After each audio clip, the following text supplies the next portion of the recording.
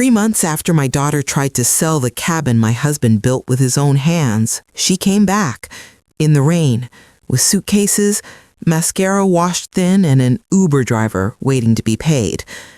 "Mom, please."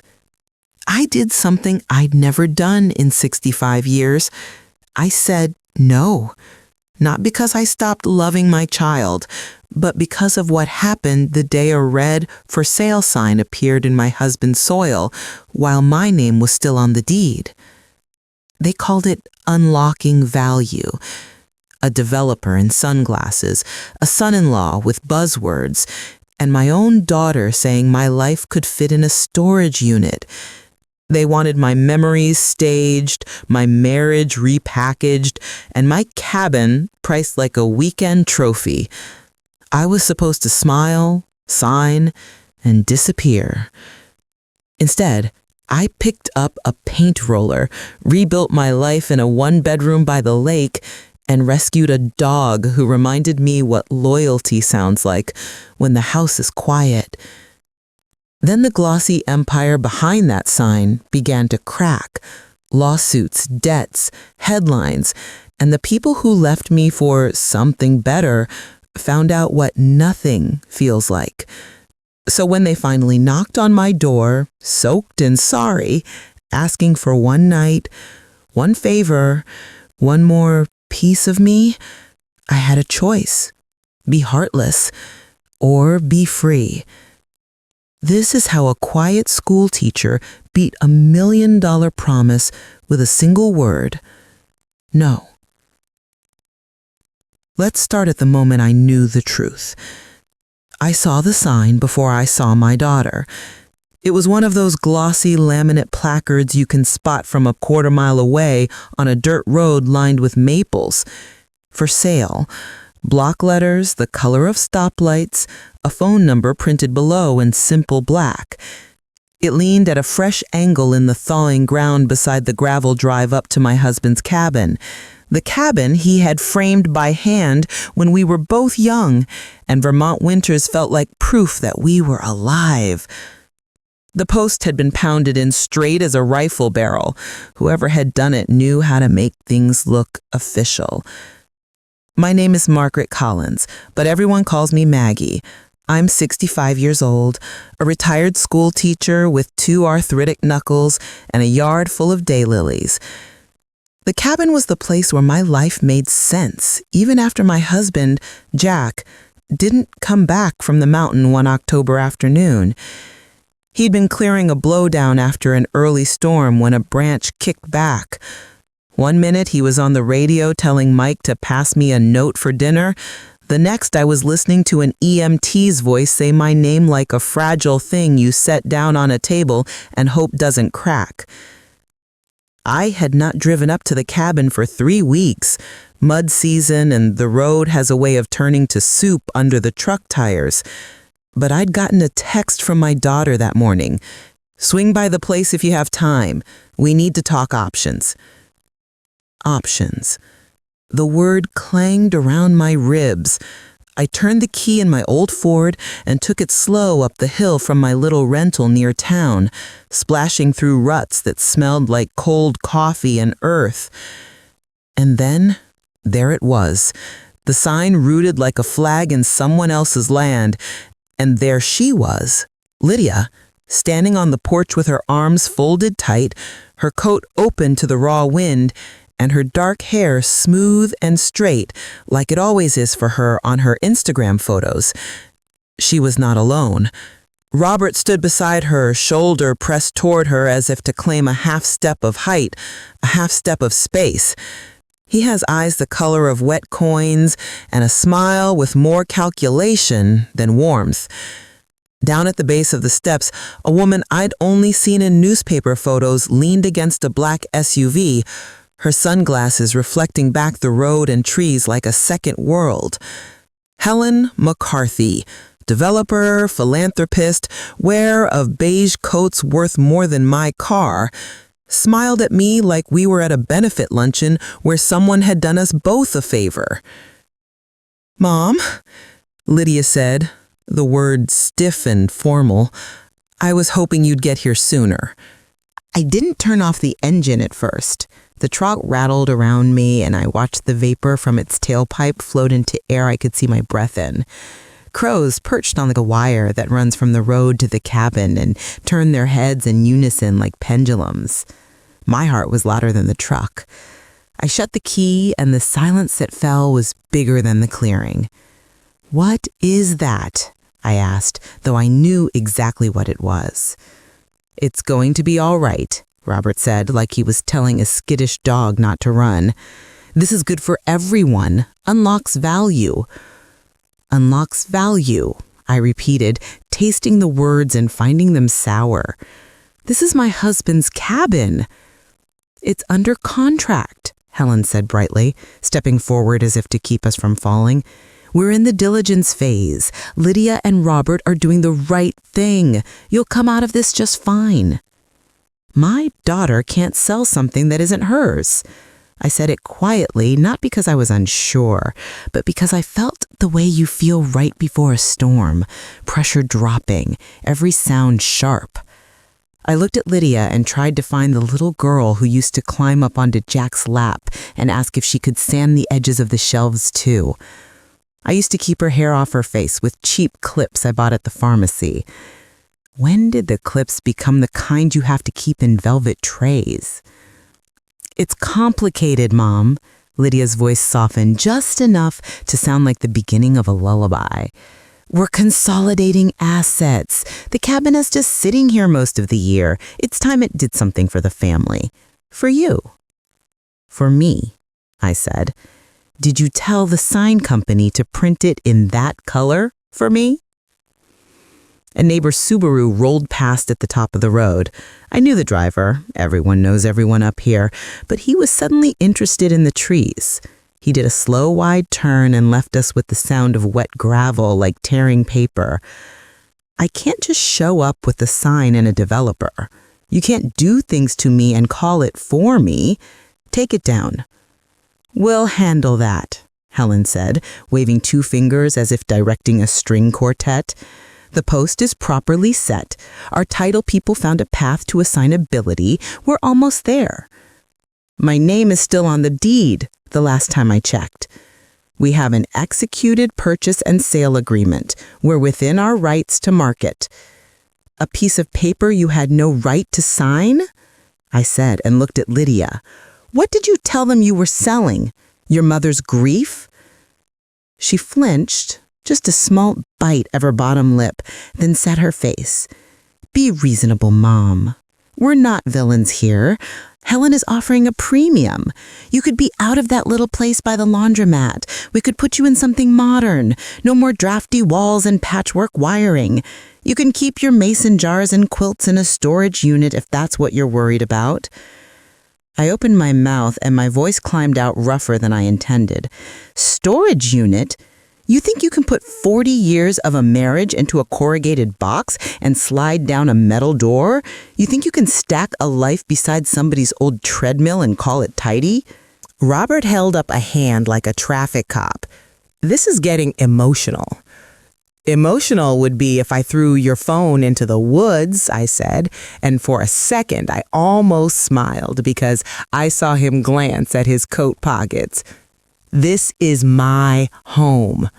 The paper you signed may be complicated."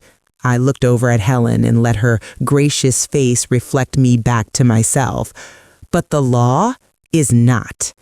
You can't sell what you don't own. Take it down." Lydia looked toward Helen without turning her head, as if her eyes could go there alone and fetch an answer. Helen didn't move. You don't move when you want people to prefer your stillness to the weather. "We'll get through this," Lydia said at last. "We'll iron it out. It's already in motion." "Then let me be clear right now," I said, and I heard the tremor in my own voice and steadied it with both hands wrapped around the cold of my keys. "No one goes inside. Not your sign people, not your photographer, not a contractor with a laser measure, not you." Our furniture is still in there, Robert said and pointed with 2 fingers at the window. They're my chairs, they're my table. Those are the bowls I bought from Mrs. Kenny when she had her pottery class in her garage. Those are the books I stayed up late marking when I taught 2nd graders how to turn the sound B into a word. I looked at Lydia. You remember that? She set her jaw. We're trying to live in this century, Mom. Helen pushed her sunglasses to the top of her head. Her eyes were a very light brown, like tea with too much milk. It's a chalet, Maggie, she said, in a tone that suggested she sat on committees with women named Cynthia and used words like chalet without irony. With the right touches, steel cable railings, widened windows, a cantilevered deck, this place could be a jewel. There's interest from out-of-state buyers who want a slice of autumn. I'm not selling them a slice of Jack, I said, and turned back toward the truck. My hand shook when I put the key back into the ignition, and the engine stuttered and then caught loud in the quiet. You think you can define my century for me, I said to Lydia, to my daughter who had turned her back to me in a dress we couldn't afford for prom, and I smiled anyway. I don't need steel cable to hold me up. Maggie, Helen called, don't make this adversarial. We can be generous. I looked over the steering wheel, and the words surprised me by how steady they came. Generosity is something you do with your own things, not mine. I put the truck in gear and reversed slow as the tide, keeping my eyes on the porch. Robert took a step as if to block me and then stopped. Lydia did not move. The crows on the wire watched me go. I did not look at the sign again. I took the long way back, through town where kids in damp hoodies cut across the market parking lot. Main Street was a ribbon of brown water and old snow and last year's leaves that hadn't made up their minds. I drove past the library, past the VFW hall with its white letters spelling out Bean Supper Friday, past the church where Reverend Carter had married me and Jack, not far from the day the maple sap started running, past the storefront where Lydia had once insisted on a birthday cupcake with more sprinkles than cake. It wasn't until I turned onto my little street behind the laundromat, sunshine cleaners, dryers rattling like coin jars, that my hands began to shake hard enough that I had to pull over. I sat there with my forehead against the steering wheel and listened to the tick of the engine cooling. The smell of detergent floated through the open window, and the sight of a little boy chasing a paper airplane in the parking lot made my eyes sting. I had raised that paper airplane girl, and somehow the sky had turned into a ceiling fan she wanted to own. There are people you can call when you are fallen. I have never been good at calling, but I reached into my coat pocket anyway and found the card my friend Janelle had given me at the town's Memorial Day picnic last year when she told me she finally passed the bar. You saved my son from repeating the 5th grade, she said. If you ever need someone to tell you where the box of rules is, you call me. The card said Janelle Price, attorney at law, and it had a little olive branch logo, like fairness was a tree you could sit under. She answered on the 3rd ring. Price? It's Maggie, I said. I think I might need the box you talked about. She did not ask me to explain myself right there in the car, because she knew how to throw a rope across a river in winter. Can you come by this afternoon? She said. 4 o'clock. I'll put the good tea on. I went home and stood in the little kitchen of the 1-bedroom I'd been renting since last year when the cabin started to feel less like a home and more like a battlefield. I ran my hand over the laminate countertop and opened the cupboard where I keep the 3 mugs that don't wobble and the tin of tea Jack bought me the day he came back from Montpelier with a grin and a story about a man who'd insisted he tried something called pu'er. I couldn't remember where I put that tin. It didn't matter.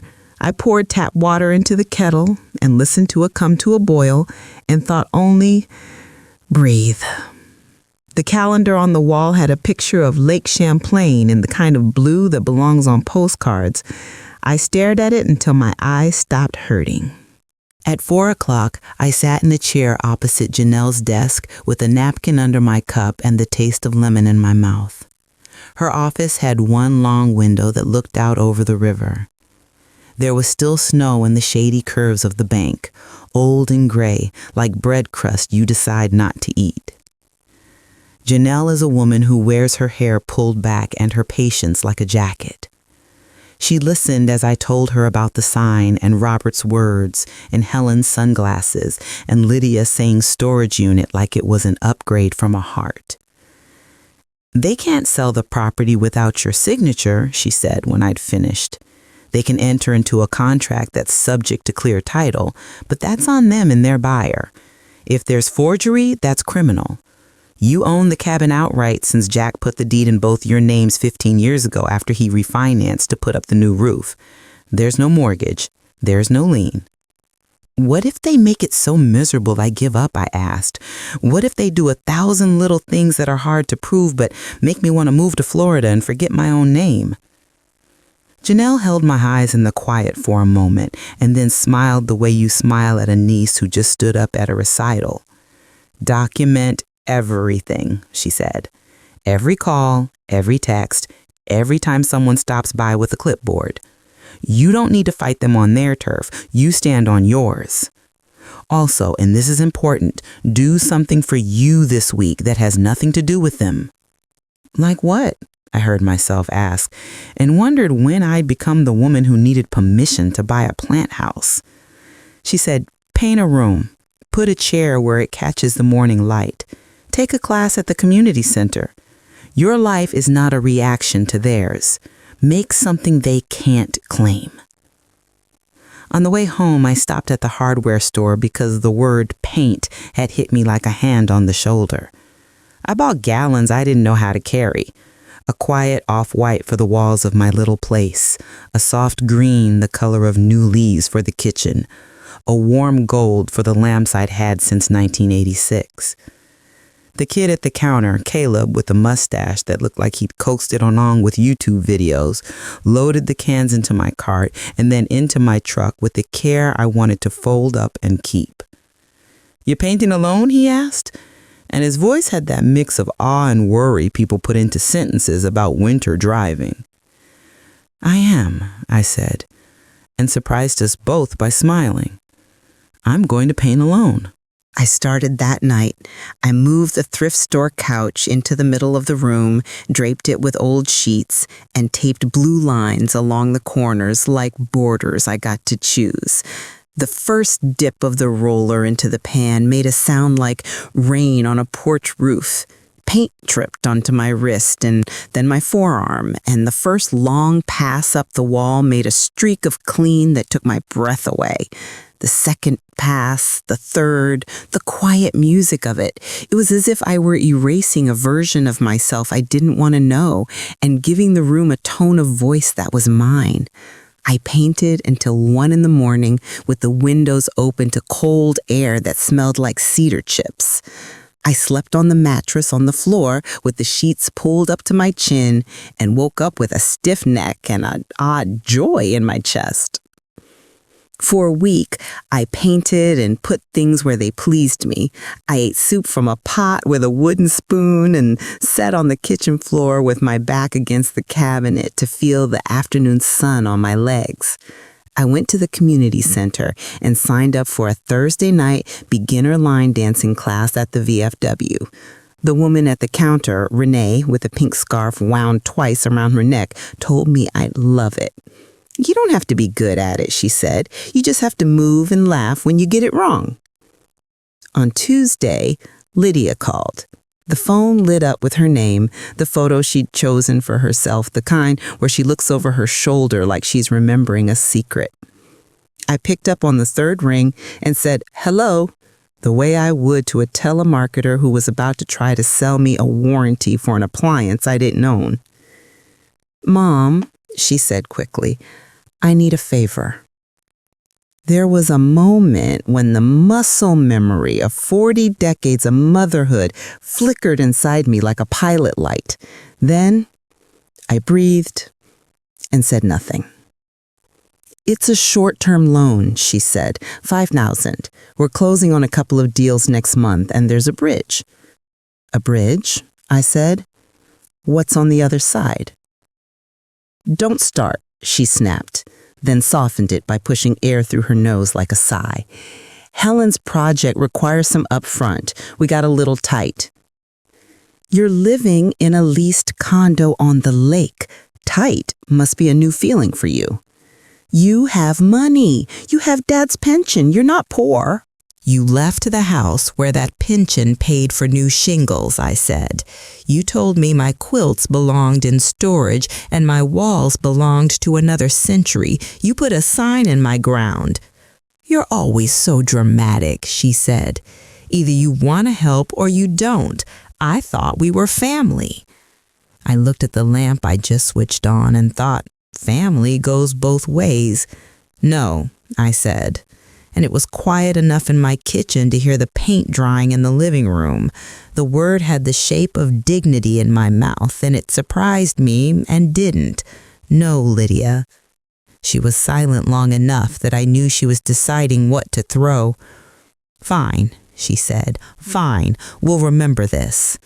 The line went dead. I put the phone face down on the counter and stood there long enough for the kettle to boil and the boil to become just another kitchen sound. On Thursday night, I put on the good jeans I'd bought 10 years ago because they made me feel like I could walk into any room and stand where I wanted. The VFW hall smelled like coffee and floor wax and something sweet that had come out of an oven in the 1980s and never quite left. There were Christmas lights strung along the bulletin board, even though it was April.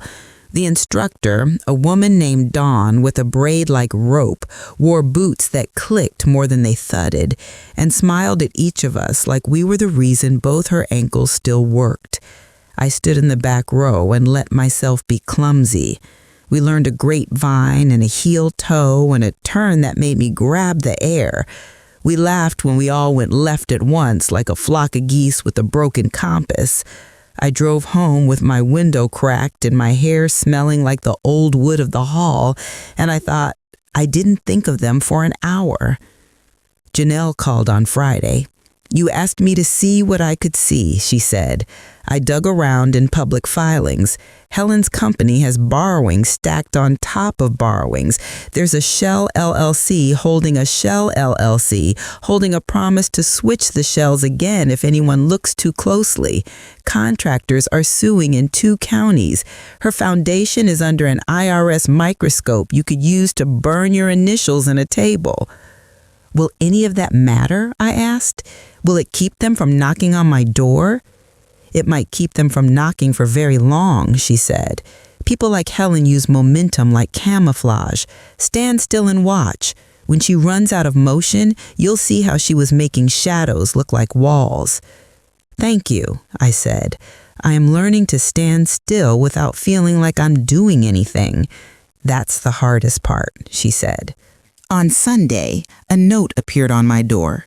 I recognized Robert's handwriting because he dots his I's with the kind of precision that men who don't love precision reserve for the letters they want you to trust. "We're stopping by Tuesday," it said. "Be reasonable, sign what needs signing. We'll take care of you." Tuesday morning, I made coffee and set it on the counter in 1 mug. I did not set out 3 mugs. The sky was the color of laundry water, and it started to spit rain around 11. At 1:30, the Uber pulled up out front because they'd sold the Range Rover to make a point to someone I didn't know, and now they needed rides like the rest of us. The driver was a young man with a knit cap and eyes so tired it made me want to give him a sandwich. He took the suitcases out of the trunk with the kind of careful that suggested he was new at this and still thought it mattered if the bag got wet. Lydia was in a coat that had seen better weather, her hair damp around her face, mascara brave but losing. Robert's shoes were wrong for the rain. They stood on the step with their suitcases beside them, like people in a travel brochure for a life that had missed the flight. I opened the door because I will always open the door to my child when she's standing in the weather, and I stood with the wood between us. "Mom," Lydia said. Her voice was thin now, the way it was when she had strep throat in 7th grade and cried because it hurt to swallow. "We need to talk." "Talk," I said. The Uber driver, whose name I learned was Dante from the card on the dashboard, cleared his throat. "That'll be 120, he said. Robert patted his pockets, fished out a wet 20 and frowned. Lydia opened her purse and produced a handful of damp ones and a half-crumpled 50. They gathered it on the porch rail like kids counting Halloween candy in the rain. It came to 115. "Ma'am?" Dante looked past them at me, apologetic. "I hate to ask. I didn't order the ride," I said. It came out colder than I wanted, but truth is a plain spoon. Dante nodded like he appreciated a plain spoon. He took their money and stepped back toward the car, the engine idling. 2 days, he said to Robert. "I'll be back. I have to get paid." "We'll get you the rest. We always make good." Lydia looked at me the way someone looks into a house they used to live in and can't remember the feel of the carpet under their feet. "Can we come in?" she asked. "Just to talk, just to get dry, please." I looked behind me at the room I had painted with my own hands. The pale walls glowed even in the rain light. My one good chair was angled so it caught the lamp just right. The table was wiped clean of the crumbs I had made eating toast by myself at midnight with the radio turned low. It was my place. It was not their place. I set my palm on the edge of the door as if I were steadying myself on a boat that had drifted a little in the wind. "No," I said. The rain made a sound on the porch roof like 1,000 people whispering. Lydia stood very still. Robert did that thing with his jaw that men do when they think they still own a room they are not standing in. "We need help," he said. "Helen, things blew up. We just need a few days." "You have friends," I said. "They have yachts," he said, and something in his voice broke on the last word. "Then maybe they can row you ashore," I said. I looked at Lydia, who had begun to cry, the kind of crying children do when they realize the rules don't bend just because they don't like them. It hurt me in a place I had thought was numb. I said, "There's a shelter at the church," and the words tasted inadequate and exactly right. "Talk to Reverend Carter. He'll set you up for 3 nights. After that, you find work." "Work," Robert laughed, a small sound like air leaving a balloon. "What am I going to do, Maggie? Sell tires? Flip burgers? I have an MBA. Hamburgers will taste just as cooked." "Please," Lydia whispered. "Please, Mom." I closed the door. I stood with my back against it and felt the wood be the thing between us. I cried quiet because the tears were not for them so much as for the part of me that had always believed a soft answer could undo a hard thing. The knocking went on a while, then stopped. I heard voices. Renee from the community center had seen them and came with an umbrella big enough to move weather. Mr. Whitaker from the duplex across the alley offered them a 50, like he carries around $50 bills for emergencies. I didn't open the door. I made tea because it was something to do with my hands. The next day, Reverend Carter knocked and sat on my couch and took off his hat and turned it in his hands the way men turn hats when they have known you since you were 21 and wore a dress your mother had hemmed. "I think you did the right thing," he said, "and I think that doesn't make it easy." He told me Lydia and Robert had taken beds at the shelter. He told me they'd be asked to leave in 3 nights. "They need a miracle," he said. "They need discipline," I said. "They're not mutually exclusive," he said. "I know," I said. "I also know that my heart is not the bank they keep making withdrawals from." He nodded, and put his hat back on and patted my hand like I was his daughter, even though our haircuts had moved beyond that long ago. I went to the Humane Society on Saturday. The woman at the desk had the kind of smile that makes you think about what your face does when you're not thinking about it. "We've got 3 hounds and a terrier mix who thinks he's mayor," she said, and Megan, who'd brought in blankets, laughed like a bell. I walked past kennels where eyes met mine and tails thumped. I stopped in front of a dog with a gray muzzle and long ears who looked at me like he was reading a letter I had written and forgotten to mail. "He's 4, the woman said. "Best guess. Part beagle, part we don't know. Came in as a stray. Good heart." I sat on the floor of the little meet and greet room, and he walked over and put his head on my knee like a decision. "Hi," I said. He wagged, once, the way people nod when they mean it.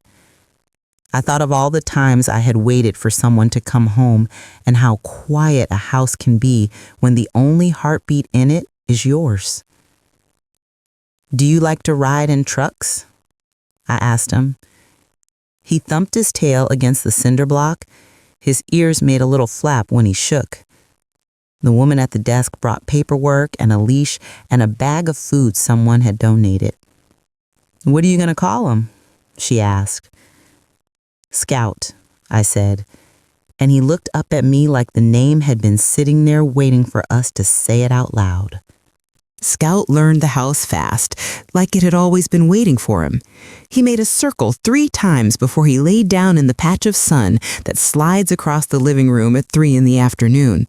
He sleeps with his nose tucked into his paws and snores like a tiny saw. When we walk to the park, he checks to make sure I'm coming, glancing back in that way dogs have of counting their people. The world went on being the world. I took my line dancing class and learned that if you smile when you miss a step, your feet forgive you.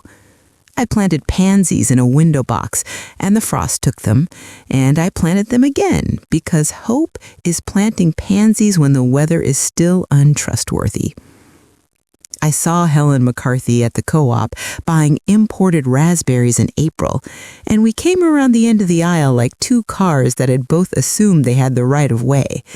She pushed her sunglasses into her hair and smiled thin. It's a smile they trained them to do at boarding school. "Maggie," she said, like we were ladies who met at benefits, "how are you holding up?" "When I stopped thinking about you, better," I said. She laughed, but her eyes didn't. "You can't hold back progress," she said. "These hills need investment. Your cabin is a concept, not an asset." "My cabin is a house. My husband bled on those floorboards when he mashed his thumb with a hammer. He swore loud enough to make the burr top." "Sawdust and nostalgia," she said. "We're offering you a path out of a drafty past. You would offer a path out of oxygen if you could mark it up and sell it to people who think breathing is an old-fashioned habit." I leaned on the handle of my basket. "Do you know the difference between value and price, Helen?" She knows that people come here from the city and spend the winter in zip codes that end in 0 and buy the version of rural they saw in a movie and pay for a latte with their watch. And she knows you can stand in front of that or you can bill them for the view. I prefer billing. Your LLC is a nesting doll of debt. And her head tilted in that polite little click women give when they've been slapped with the back of a truth. You have a friend who knows how to open doors without being invited. Contractors in 2 counties are talking. The IRS is asking your foundation questions. I know you know how to make momentum look like stability. I know what happens when momentum stops. Her smile dimmed a fraction. Watch what you say, Miss Collins. People sue for less. Oh, please sue me, I said. I'd love nothing more than to see your documents put under glass and lit up like a museum exhibit. She took a breath, and then a step back, and then somehow back to smooth. You're plucky, she said. And that word landed between us like a button off an expensive coat. You're not my enemy, Maggie. I'm trying to bring this town forward. If you have to trample me to do it, then we're standing in different towns, I said. I didn't wait for whatever clever thing she would say next. I picked up Scout's food and my apples, and I walked away with my back straight, like my mother taught me. Janelle called a week later. You'll be seeing something in the news, she said. Don't say I told you first. The state AG's office is bringing a case against McCarthy Northwood's holdings, wire fraud, tax evasion, filings that contradict themselves on different sides of the same page. This will take a while to play out. But in plain English, the string you saw hanging off the hem just unraveled the whole dress. I stood at the kitchen window and watched Scout chase a bee. Will there be people hurt who didn't deserve to be? I asked. The guys who poured the foundation and never got paid. Yes, she said. There always are. But there will also be fewer of them tomorrow morning than there would have been in 6 months. What about the cabin? I asked, surprising myself. What happens to all the paper they tried to stack on top of my name? Their buyer will vanish into the mist. Their contract will die in the drawer where it belonged all along. The bank will circle. And then, if you want my opinion, the best thing you can do is decide what you want independent of their mistakes. Do you want to live there again, Maggie? Or do you want to live somewhere that doesn't have disappointment in the beams? I did not answer her right away. The road beyond the laundromat spooled out in my mind, and I saw sunlight on the side of a different house. I don't know yet, I said. It was some kind of mercy that the next 3 months decided for me. The bank did what banks do when smell and numbers don't line up. Paperwork arrived that made my eyes cross. Men in neon vests appeared and then disappeared. The cabin felt like the scene of a story I had read too many times. I found a small lake house that needed love more than money on the far edge of town. Peeling paint, slanted porch, a little dock that made a quick black line into the water like a pencil mark. The owner had died without much family and wanted it to go to someone who would sit on the steps at dusk and listen to the frogs. I stood in the front room with the realtor and felt the air move like breath, and I thought, yes. I signed papers that were simple. I used the savings I had promised myself I would not spend on anything but breathing. I moved in with the help of Tom Bennett from up the road, retired carpenter, quiet as a stump, widower who leaves baked beans on doorsteps as if kindness is a recipe you pass along. He carried boxes without asking what was in them, and he did not look at me like a problem to be solved. He had a laugh that reminded me of a screen door swinging closed. "Nice bones," he said, standing in the doorway of the little lake house. "Everyone keeps telling me that," I said. "I'm starting to worry I'm supposed to give it calcium supplements." He grinned. "I can help you jack up that porch if you want. I've still got a bottle jack that's older than sin." I learned to scrape paint and lay down drop cloths like intentions. I learned that when you plant tomatoes in Vermont, you plant them with faith and stakes. I put my chair where the morning light fell across the floor like a long scarf. I put a small rug down where Scout liked to lie so he wouldn't slide when he dreamed of chasing things. I slept with the window cracked to hear the water. I woke to the sound of loons and a train, and sometimes a fox that likes to say the same thing over and over at 3 a.m. It is hard to explain how much being content sounds like that. The call of something wild that does not need your permission to keep going. Lydia got a job at a property management office that pays less than what she used to tip for someone to bring her a glass of cold white wine. Robert worked part-time at the sawmill and then at the general store, unloading pallets of bottled water. I heard these things the way you hear about weather 2 towns over.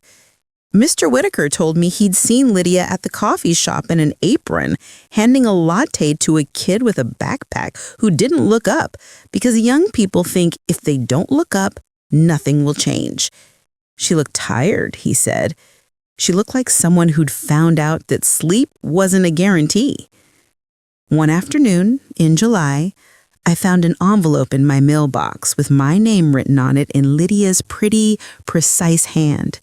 Inside was a letter on lined paper and a money order for $500. Mom, we don't deserve your time, but I wanted you to know some things. I got a job. It's not glamorous. It's honest. I am learning what that word actually feels like.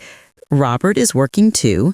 We are living in a one-bedroom off Maple Street with a window AC unit that wheezes like a harmonica. I have never slept better. Helen, if you've seen the news, you know. I don't know what to say about that except that we believed what made us feel important. I still don't know how to say I'm sorry for the porch, for the sign, for the way I spoke to you like I didn't know which of us came first. This $500 is the first of what we owe. We'll send more every month until our math reaches something like justice. I went to a therapist. Yes, you can roll your eyes, but it helps. She asked me when the last time was that I said thank you to you without wanting something. I didn't have an answer. Thank you for doing the kind of work that never got a ribbon. -L. I sat on the front steps with the letter in my lap and Scout's head under my palm, and the evening slowed down around me like a dance you don't have to get right. I did not cry. I did not think, now everything will be okay. I thought only, this is the shape of a beginning, and beginnings are not the same as forgiveness. I put the money order in an envelope addressed to myself and slid it into the drawer with the gum wrappers and spare keys because I didn't know yet what to do with it, only that I didn't want to spend it until it meant what it said it meant. Summer came full and tasted like corn. Thursdays at the VFW became the brightest hour on my calendar.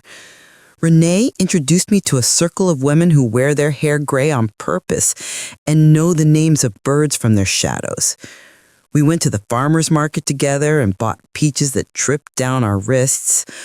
Tom fixed the wobble in my back steps, and I paid him in pie, which he said wasn't fair trade, and we both pretended he didn't mean it. I stained the dock and got stain on my toes and let it remind me for a week that permanence is pretending.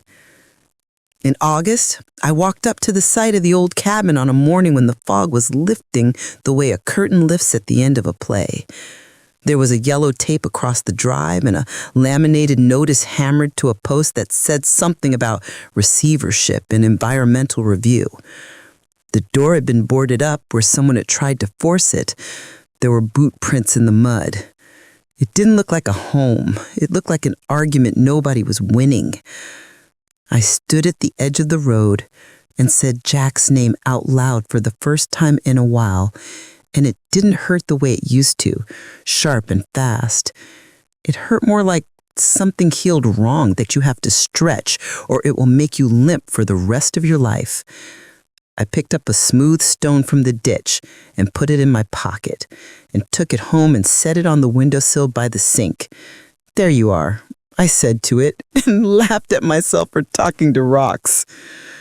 In September, Tom invited me to a potluck at the Grange, where a bluegrass trio that had never been out of the county played like they didn't remember there was an outside to be out of. A woman named Carol with a voice you could lean on sang a song about how your heart is sometimes a porch light and sometimes a locked door. We passed deviled eggs and macaroni salad and stories across tables. I met a retired nurse who'd rebuilt a motorcycle by watching videos. I met a man who taught high school shop for 32 years and now carved birds so real that someone once tried to feed one. I brought home 2 mason jars, one empty, one full of someone's relish, and my house felt like it had more corners for Joy to sit in. The monthly envelopes continued. 500, then 200, then 60, with a note that said their car needed brakes and Lydia had chipped a tooth eating a bagel. The notes were short, plain, sincere enough that I didn't need to read them twice to be sure. I kept them all. I stacked them like months, which I suppose is what they were. In October, when the maples went bright the way they always do right before they let go, Lydia and Robert stood at my gate. They did not come to the door. They stood on the path and waited until I was done talking to Tom about how the porch rail could be made to stop wobbling if we drilled one more pilot hole. Tom tipped his cap and said he'd come back tomorrow with another bit. He is a man who knows the difference between being a witness and being an audience. Lydia held a shoebox. Robert held an envelope. They looked less like people who had been rained on and more like people who had been dried off and left to think about how they had gotten wet in the first place. I walked down the steps and stood inside the open part of the gate so that if Scout decided to greet them, he could choose on his own terms. "We're not here to ask for anything," Robert said, and for once he didn't sound like he was giving a presentation to someone who might invest. "We're here to return things that never belonged to us." Lydia opened the shoebox and took out a stack of file folders and a Ziploc bag of brass keys and a small wooden picture frame. "This is everything to do with the cabin. Deeds, receipts, Dad's notes on lumber. We took nothing else. We didn't deserve to keep the photocopies. I know the cabin is a mess. I know it may never be yours again the way it was, but you shouldn't have to wonder where the paper is. I also talked to Janelle. She said we could sign something that would keep us from ever trying this again. We did." Robert handed me the envelope. Inside was a notarized document that read like a vow and felt heavier than it was. "We renounce any claim to your property," it said, in language that made it sound like people who had gone to school had spent time choosing words so there wouldn't be holes to crawl through later. Why? I asked. Because sometimes asking someone to say something out loud helps them hear it too. "Because I want you to sleep," Lydia said. The wind moved a piece of hair across her cheek, and she didn't move to tuck it back. "Because I want to know that my mother's house is her house, not a thing I can talk someone into or out of." Robert held up a small white envelope like a surrender flag. "It's 500 again," he said. "We were going to bring more, but we decided to fix the brakes first so nobody dies, and Janelle told us the living owe the living. We'll keep paying. I know money isn't apology. It's just something that fits in an envelope." I stood there and felt the dock under my feet, even though I was in the yard, and heard the loon, even though it was a Tuesday afternoon. I took the file folders and the keys and the envelope. There are people who would say forgiveness is letting someone come in when they are wet, but sometimes forgiveness is letting them stand outside and hand you a thing you need and then letting them go. "Thank you," I said. It was as much as I could say, and more than I had thought I would say. 2 weeks later, I saw Lydia from across Main Street, hair pulled back, apron on, carrying 2 coffees toward a table where an old man was showing a little girl how to fold a napkin into a crane. She saw me and lifted her chin a fraction, and I lifted mine back. It wasn't a wave. It wasn't not a wave. It was the kind of acknowledgement you give when you know there's a bridge, and bridges don't hold themselves up with one beam. November comes early up here. We get 1 week where the trees look like they've turned to light from inside, and then 2 days of rain that make you swear you will never be dry again. And then the first snow arrives without asking. Scout put his nose into it like he couldn't believe. I hauled up the box with the sweaters. Some fox left small footnotes across the yard overnight. I made soup and carried a quart of it to Tom because he had climbed onto my roof to look at the chimney cap like he was 30 and not 59. and I wanted to put something warm into him so he wouldn't notice the wind was older than both of us. On Thanksgiving, Renee hosted a potluck in the community center gym, and people brought plates that taste like history. The town smells like cinnamon from about 6 in the morning until evening that day. We sang simple gifts because this is New England and you're allowed to be sincere exactly twice a year in public, and that's one of them. I sat at a table with 3 women who had not been divorced, so much as outlived the idea that they had to be married to be seen. We laughed until we cried at a story about a turkey sliding across a kitchen floor. I went home with a pie plate someone had scribbled "return whenever" on, and I thought, this is what a life you choose sounds like when you walk across it in socks. December brought news the way December does. A letter from the receiver handling the cabin said that a land trust was negotiating to purchase a block of parcels along the ridge to protect the watershed. If it went through, the cabin would be removed, the land would be allowed to grow wild again. Janelle called to ask me how I felt about that. Relieved, I said, and it surprised me that the word came easy. I thought I'd be angry, but there's something clean about it. Let it go back to what it was when Jack and I were the sort of fools who thought we could be the only people on earth and build something the whole world would let alone. I looked at the stone on my windowsill. I don't want to live there anymore, I said. I want to sit by this lake and watch it freeze and thaw and freeze again. You're allowed to want what you want, Janelle said. I hope you always will. The first time Tom took my hand, it was because the path down to the dock had turned to glass, and I had the kind of shoes you wear when you think you're going to the post office and not to a lesson on gravity. His hand was warm and sure, and he didn't hold on after I'd found my footing. We drank coffee that afternoon with our breath making little fogs, and we told each other stories about the first time we knew something was over. His wife's laugh was in all of his sentences. Jack lives like that in me too. In the words, "Pass me that," and "Look at the sky," and "We should take that road." I did not feel like I was replacing a part. I felt like I was holding the rail because the stairs were icy. January came and the sun flooded the living room in a way that made you forget what the thermometer said. Lydia's envelope came like a clock. 200 with a note. I learned to patch a wall without leaving a bulge. YouTube is wild. I thought of you painting. L. I put it with the others. I have stopped counting. I will know when and if I know. On a Sunday in March, I was making macaroni and cheese the way Jack liked it, spicy because he said winter needed reminding that we had mouths of our own, when Scout lifted his head and wagged once. I looked up and saw a shape through the wavy glass of the door.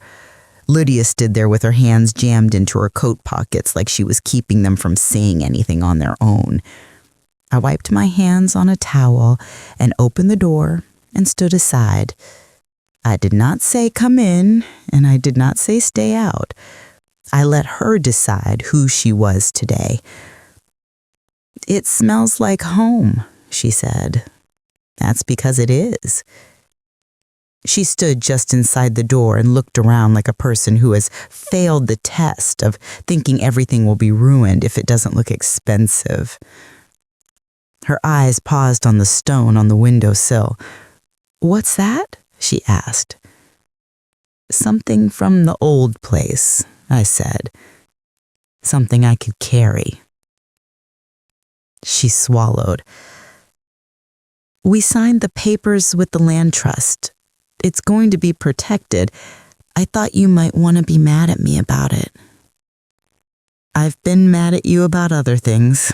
I'm not going to waste the good stuff." She laughed, a short, bright sound, the kind she made when she was 8 and finally got her braid right by herself. We're taking a cooking class at the community college. Robert cuts onions like he's running for office. I burned rice twice, and the instructor told me to stop watching it like it was a bad date. Would you like some macaroni? I asked. It's not the kind where you stir powder into a pot. Yes, oh my God, yes. We ate at the little table. She didn't reach for her phone once. She told me about a woman she works with who has 3 kids and a laugh that makes everyone in the office do their jobs faster. I told her about a book I'd read about a man who built a boat too big for the lake and then figured out his life anyway. We did not talk about the porch, or the rain, or my door. When she stood to go, she hesitated the way people do when they're standing on one side of a gap they are thinking about jumping. "Mom," she said, and the word was not stiff this time. It was the shape of the word I know. "If you ever want me to earn my way into your forgiveness, you don't get to plan that," I said. "It's not a project. It's a weather pattern. It happens when it happens, and it may never. You'll be okay if it never happens." She nodded. "I think I will," she said, and that was the first time I believed her. She kissed my cheek the way she used to when I packed her lunch, and she ran out the door before I could check if she had her hat. Scout watched her go and then looked at me like, "Was that what you wanted?" I scratched his head behind the ear. "Yes," I said. "It was." April was mud and hope, the way April is every year. I planted peas because you can, and because the act of dropping a hard little bead into the ground and covering it with dirt and believing it will make food is a kind of holy. Tom taught me how to clean the carburetor on the mower, and I taught him how to make pie crust that doesn't fight back. We didn't say anyone's name when we didn't have to. We sat in separate chairs and watched the light walk across the water. Sometimes we talked about how our knees were going to be the weather report for the next 10 years. Sometimes we talked about the fishing derby we weren't going to attend. Sometimes we just listened. May brought my first hummingbird and a postcard from Lydia with a picture of a hand whisking eggs and a note. "We learned hollandaise. My wrist hurt for a day. My heart did not. L." I pinned it to the corkboard next to the list of seed starting dates and the flyer for the Grange roomage sale. I still hadn't answered any of her notes. It wasn't cruelty. It was respect for the pace I needed. June brought lilies in a row, like little day-long fireworks. The VFW hall put up a sign for another bean supper, and I wrote it on the calendar. Tom brought over a piece of cedar he'd sanded until it felt like skin. And he said if I wanted shelves, he could make them fit the corner, as if the corner had always known it would have shelves someday. I said yes. He put them up. I put the books on them that I'd been keeping in stacks on the floor, and I thought, look at me. I was something stacked on the floor, and now I'm on a shelf where I belong. On a warm Sunday in July, I heard a familiar engine, and Scout's ears went up. Lydia and Robert's car is the kind that makes a noise like it's not sure if it's tired or proud. They parked on the street and walked up the path carrying 2 pots of daisies and a picture frame wrapped in tissue. They stood at the gate again, and I met them there again. Robert's face had new lines in it, and the kind of softness that comes when you have failed loudly and gotten up quietly. Lydia looked like herself. It's just that now I remembered that I liked her face. "We're making dinner for the shelter tonight," she said. "They need extra hands on Sundays. We brought you these." She handed me the daisies and set the frame on the fence post and unwrapped it. It was a photo I hadn't seen in years, Jack and me in front of the cabin, summer, his hand on my shoulder, my hair doing whatever it wanted because I hadn't yet learned that hair is not a contract you can sign. The glass had been replaced. The frame had been cleaned with the kind of care you use when you want to be sure you don't make it worse. "Thank you," I said. The words felt like a porch I could sit on. Do you want to come to dinner next Sunday? The look that flickered across Lydia's face, hope with the wary edge, made me put my hand up before she could talk. This is not, we're fine. This is dinner at 2. Don't be late. She nodded, and I watched her shoulders ease. We'll bring pie, she said. From the good place. We won't try to make it. They did not hug me. I did not hug them. They went back to their car, and Scout sniffed the grass where Robert's boot had scuffed it, like he was deciding whether to forgive a smell. The week passed under a sky that couldn't decide if it was July or April. Sunday came. They arrived on time with a pie and a container of green beans that did not come from a can. We ate at the little table. We talked about their jobs. Lydia had gotten a raise for not missing a shift in 6 months. Robert had been asked to learn the inventory system because not everyone can make numbers line up with boxes. We did not talk about Helen or signs or rain. We talked about how green beans taste more like something when you roast them. We washed dishes with our sleeves pushed up. We stood in the doorway as the day slid down toward evening. They didn't ask to come back. I invited them to come back. It is such a luxury to choose. When they left, I stood at the window with Scout's chin on the sill and watched their car make the turn and disappear. Tom waved from his porch up the road, and I waved back. A small movement that felt like a thesis on what we owe each other. I made tea. I carried it out to the steps. The lake made a sound like someone breathing through their nose. A loon called once across the water, and the sound ran all the way down my arms. Scout sighed and put his head on my foot. My phone buzzed on the kitchen table, and I let it buzz. The sun went down on lilies and shelves and a floor I had painted with my own hands. Inside the drawer, a stack of envelopes waited without demand. On the windowsill, the stone from the driveway caught what light was left. Somewhere uphill, the cabin was becoming a different kind of quiet. My name is Margaret Collins. I live in a small house by a lake in Vermont with a dog who thinks we invented walking. My husband is gone and not gone. My daughter stands on the far end of a bridge she is learning to maintain. I say no when I mean no and yes when I mean yes, and I am not afraid of either word.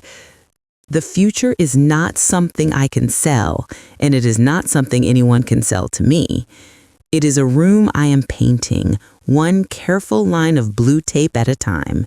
Music at low volume, window open, the smell of it honest and good.